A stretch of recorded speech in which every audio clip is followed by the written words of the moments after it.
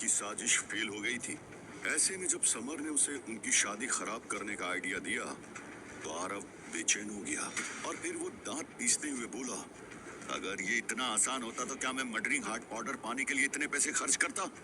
अथर्व भले ही एक बेकार व्यक्ति है, लेकिन क्या तुम नहीं जानते कि उसका दादा आत्मज्ञान क्षेत्र के 10वें स्तर पर है और साथ ही आर्या के पिता को भी इस शादी से कोई आपत्ति नहीं है। ऐसे में कौन है जो धनवंत कबीले और अथर्व को खुले तौर पर अपमानित करने की हिम्मत करेगा? हाँ? भले युवेन परिवार और बाकी के लड़के एक साथ एकजुट हो जाए, लेकिन उनके परिवार उन्हें कुछ भी नहीं करने देंगे। और क्या तुमने उस बूढ़े कमीने हितेश को खुद उसकी रक्षा करते हुए नहीं देखा? उसके रहते कोई भी परेशानी कैसे खड़ी कर सकता है? बोलते समय आरव ने अपने हाथ भींच लिए, जिससे हड्डियों के कड़कने की आवाज साफ सुनाई दी। पहली बार जब उसने आर्या को देखा था तो उसे ऐसा लगा था जैसे उसका सामना स्वर्ग की किसी अप्सरा से हुआ हो और वो पहली ही मुलाकात में अपना दिल हार बैठा था। तभी उसने आर्या को अपनी पत्नी बनाने की कसम खाई थी। लेकिन आर्या वास्तव में अब चूरू कबीले के सबसे बेकार व्यक्ति अथर्व से शादी करने जा रही थी। वो ये कैसे होते हुए देख सकता था? इसीलिए उसने अथर्व को जहर देकर मारने की कोशिश की, लेकिन भगवान को कुछ और ही मंजूर था और उसका सारा प्लान बेकार हो गया। समर ने आरव के उदास चेहरे को देखा और कुछ सोचते हुए कहा, बॉस, असल में आपको इतनी चिंता करने की जरूरत नहीं है। सोचिए जरा, आर्या जिसने तियान सिटी में किसी भी प्रतिभाशाली युवक पर नजर डालने की जहमत तक नहीं उठाई, क्या वो इस बेकार अथर्व को पसंद भी करेगी? वो अथर्व से शादी क्यों कर रही है? इसका एकमात्र कारण 16 साल पहले हुआ कोई समझौता हो सकता है। अगर वो अथर्व से शादी कर भी रही है तो क्या आपको लगता है कि वो अथर्व को अपनी उंगली भी छूने देगी? हैं? बल्कि हमारे चुरू कबीले में प्रवेश के बाद आपकी उससे मुलाकात की संभावना और ज्यादा बढ़ जाएगी। आपकी प्राकृतिक सुंदरता और प्रतिभा की तुलना उस बेकार कचरे से नहीं की जा सकती। और मुझे लगता है कि आर्या से मुलाकात के बाद आप उसे प्रभावित करने में सक्षम होंगे। समर की बातों को सुनकर आरव की उदासी धीरे धीरे कम होने लगी और उसकी आंखें सिकुड़ने लगी। उसने अपनी नाक खुजलाते हुए फुसफुसाया, वैसे तुमने बात तो पते की है। ऐसा लगता है कि उस बेकार आदमी को जहर देकर ना मार पाना भी हमारे लिए अच्छा ही हुआ। हा?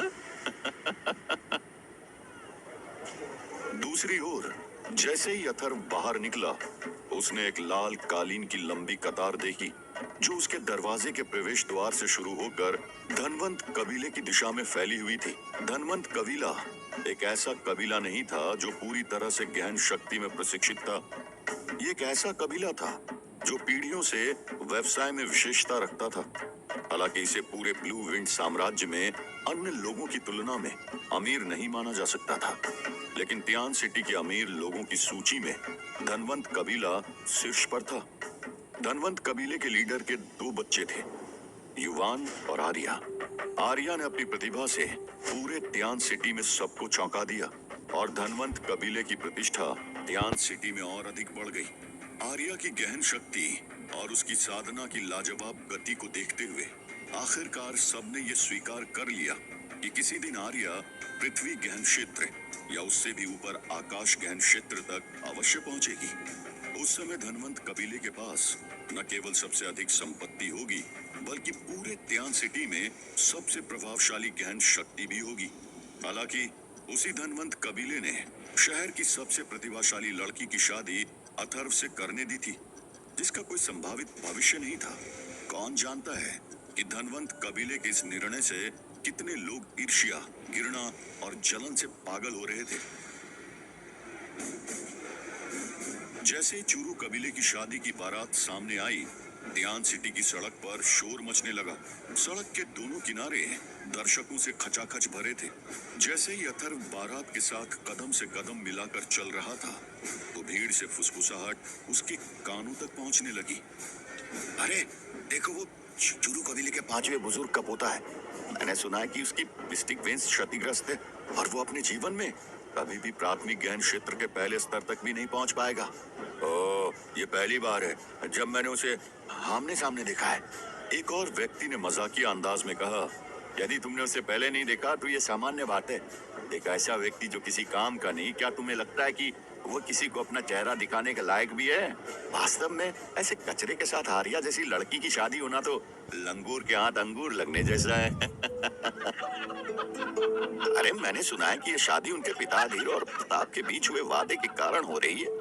एक बार अधीर ने अपनी सारी शक्ति का उपयोग करके आर्या की जान बचाई थी। तब आर्या के पिता प्रताप ने वादा किया था कि उनकी बेटी उसके 16वें जन्मदिन पर अधीर की बहू बनेगी।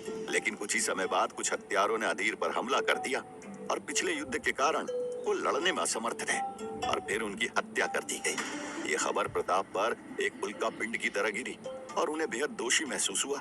अब जबकि आर्या आज 16 साल की हो गई है और भले ही अधीर का बेटा एक बेकार आदमी है, लेकिन प्रताप ने अपने भारी पश्चाताप के कारण अपना वादा तोड़ने की कोशिश नहीं की। यदि ऐसा नहीं होता तो वो लड़का अपने सपने में भी आर्या से शादी करने के योग्य नहीं था। फिर भी आर्या हमारे तियान सिटी का सबसे बड़ा खजाना है।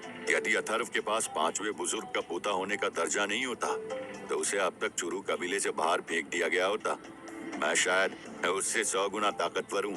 ये दुनिया सच में अंधी है। मेरे सपनों की देवी एक कूड़ेदान से शादी करने जा रही है। मैं इस बात को स्वीकार करने की बजाय मरना पसंद करूंगा। इस प्रकार भीड़ में तरह तरह की बातें हो रही थी और वे सभी अथर्व को कोस रहे थे और मन ही मन उसे गालियां दे रहे थे। वहीं घोड़े पर सवार अथर्व ने सभी बातों को अनसुना कर दिया। उसे पहले से ही अंदाजा था कि उसे इसी तरह की बातें सुनने को मिलेगी, इसीलिए उसने किसी की भी बातों पर कोई ध्यान नहीं दिया। इस समय उसकी आंखें बिल्कुल शांत थी, जो उसके गहरे चरित्र को व्यक्त कर रही थी।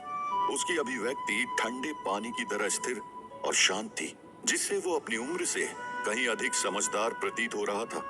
उसके लंबे काले बाल उसकी चमकदार लाल शादी की पोशाक के पीछे लहरा रहे थे और उसके पूरे शरीर से सुंदरता की झलक मिल रही थी। भीड़ से अभी भी बड़बड़ाने की आवाजें, सभी प्रकार के दुर्भावनापूर्ण शब्द आ रहे थे। हालांकि भीड़ से ईर्ष्या, आक्रोश, तिरस्कार, उपहास ने उसे बिल्कुल भी परेशान नहीं किया। वो भीड़ से बेखबर लग रहा था क्योंकि उसके चेहरे पर अभी भी एक खूबसूरत मुस्कान बिखरी हुई थी और उसकी इसी मुस्कान के कारण ये पता नहीं चला कि कितनी लड़कियों ने प्यार में डूबी आंखों के कारण अपना दिल खो दिया। हालांकि अथर्व की गहन शक्ति सबसे कम थी, लेकिन उसका रूप वास्तव में उतना बुरा नहीं था। वो लीडर के बेटे आरव से भी ज्यादा हैंडसम और सुंदर था। वो अपनी कम गहन शक्ति के कारण कभी कभार ही बाहर आता था, इसलिए वो बहुत सफेद और नाजुक दिखता था, बिल्कुल किसी देवता की तरह। इसलिए अनगिनत युवा अथर्व से इतनी नफरत करते थे कि उनके दांत खट्टे हो जाते थे, लेकिन उन्हें भी अपने दिल की गहराई में ये स्वीकार करना पड़ा कि वो इतना आकर्षक है कि मानो वास्तव में वो आर्या के योग्य हो। अथर्व को घोड़े पर सवार देखकर एक बार फिर भीड़ में किसी की आवाज आई, अरे मैंने सोचा था कि आज अथर्व गाड़ी में आएगा, लेकिन ये तो घुड़सवारी कर रहा है। उसके स्वभाव को देखकर लग रहा है कि वास्तव में अफवाहें झूठी थी। एक और कड़वी आवाज आई, इस कूड़े कचरे को लोग आमतौर पर ये दृष्टि से देखते हैं वो हमारे त्यान शहर की सबसे बड़ी खूबसूरती से शादी कर रहा है। निसंदेह उसे इसके लिए गर्व महसूस होना चाहिए। ऐसे में उसे घुड़सवारी करके अपनी थोड़ी प्रतिष्ठा तो बचानी ही होगी।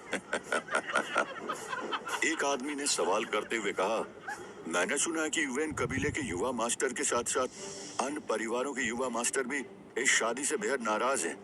आपको लगता है कि वे इस शादी में कुछ हंगामा करने की कोशिश करेंगे?